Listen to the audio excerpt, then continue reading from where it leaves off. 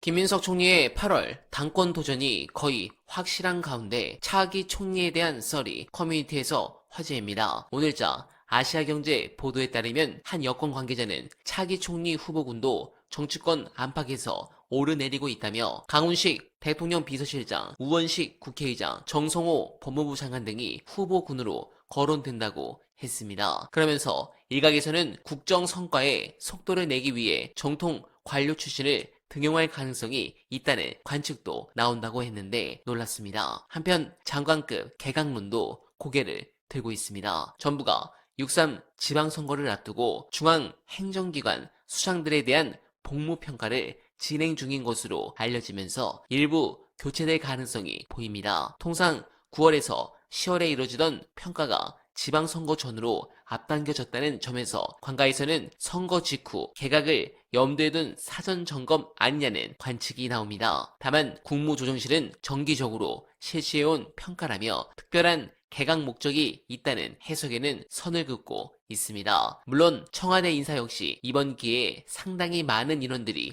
바뀔 것으로 알려진 상황입니다. 네, 사실 전당대회를 다시 하면 저는 지난 전대처럼 정청래 대표를 아마 응원하겠지만 이번 선거는 정말 이기던 지던 반성을 해야 합니다. 격전지에서 패배한다면 가장 큰 책임은 당연히 당대표에게 돌아가게 됩니다. 혁신당과는 화학적 결합이 힘들어졌고 호남 민심마저 돌아선다면 아마도 당대표가 꿈꾸던 연임도 어려워질 수 있습니다. 그리고 그렇게 된다면 1인 1표제 당원 주권 시대는 또 멀어질 수 있겠죠. 정청래 대표가 이 스타일대로 선거를 가지 말고 뭔가 긴급으로 저는 큰 아젠다를 던지길 희망합니다. 들리는 소문에 의하면 김민석 총리, 송영길 전 대표가 단일화를 할 것 같다는데 벌써 한숨이 나옵니다. 현재 뉴 이재명을 표방하며 온라인에서 난리를 치는 일부 지지자들이 유시민, 김어준, 문재인 전 대통령 등을 돌아가며 공격하고 있는 것으로 보입니다. 보시다시피 뉴 이재명이 공격하는 대상은 하나같이 지금까지 민주진영에서 그 누구보다도 몸을 바쳐 희생을 하시거나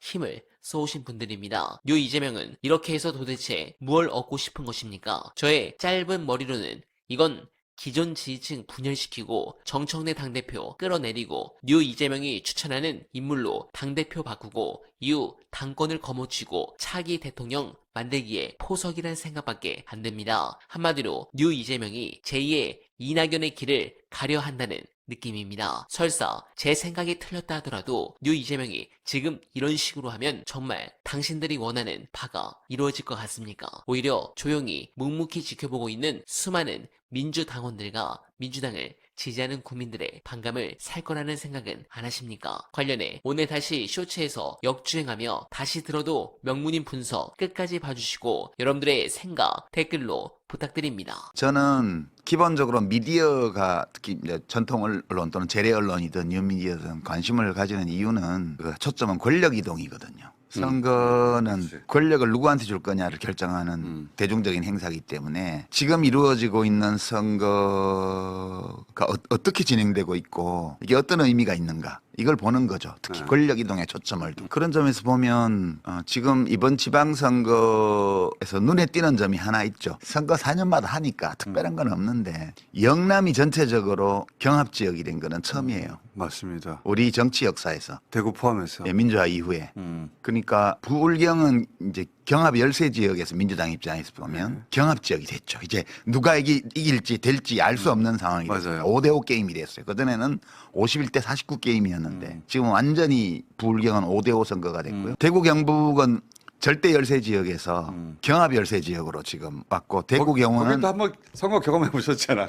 예, 거기서. 그렇게 돼 있어서 이것이 이제 이 선거에서는 사실은 뭐 자치단체장을 뽑는 곳, 지방의원을 뽑는 거니까 어떤 선택을 하든 다른 시도, 시군구에 영향이 크지 않아요. 잘못 뽑으면 우리 윤석열 잘못 뽑아서 대한민국이 손해본 것처럼 시장 잘못 뽑으면 그 도시의 거주민들이 손해보는 거예요. 옆 동네가 아니라. 예, 그 입법권이나 이런 거하고 상관이 없기 때문에 또는 중앙정부와는 상관이 없기 때문에 의미가 제한적이죠.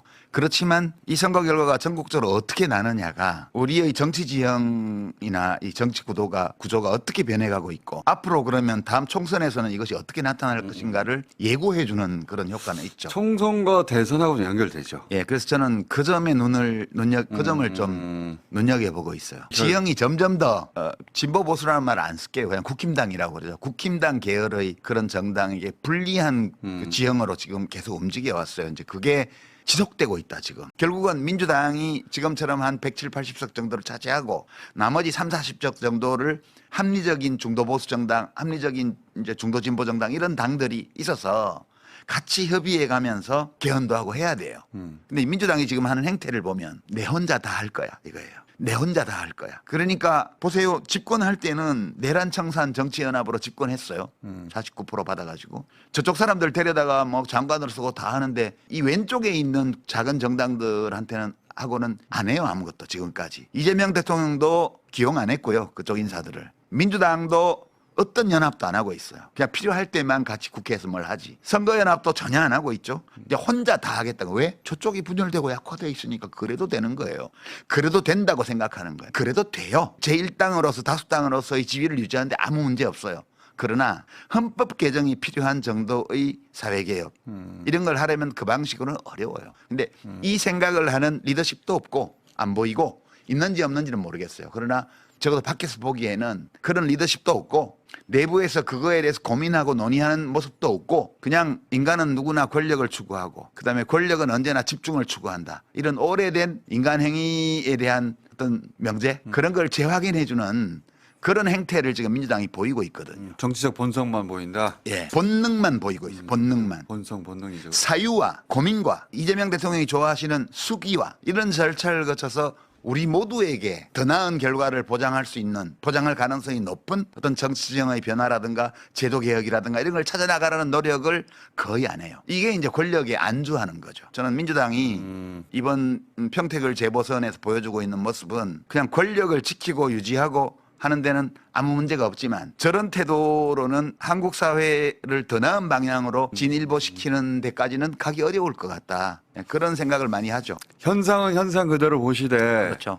이걸 다루는 민주당의 역량이 그 다음 큰 그림을 그릴 만큼 되나 안 되는 것 같은데 이런 걱정이시구나. 그렇죠. 그게 이제 이른바 조직의 분위기, 문화, 풍토 이런 거잖아요. 지금 너무 많이 권력을 탐해요. 그래도 별 문제는 없어요. 이번 지방선거는 원래 대통령 지지율과 이 코릴레이션, 연계가 가장 확실한 선거가 지방선거입니다. 네, 공감합니다. 저는 지선이 끝난 뒤 이번 전당대회가 어쩌면 우리 민주당과 이재명 정부의 운명을 가를 중요한 순간으로 보고 있습니다. 여러분들은 어떻게 생각하십니까? 공감하셨다면 소중한 언알바 후원 부탁드립니다. 댓글에 고정된 내용을 통해 많은 사랑 부탁드리며 언알바는 오늘도 최선을 다하겠습니다. 여러분 고맙습니다.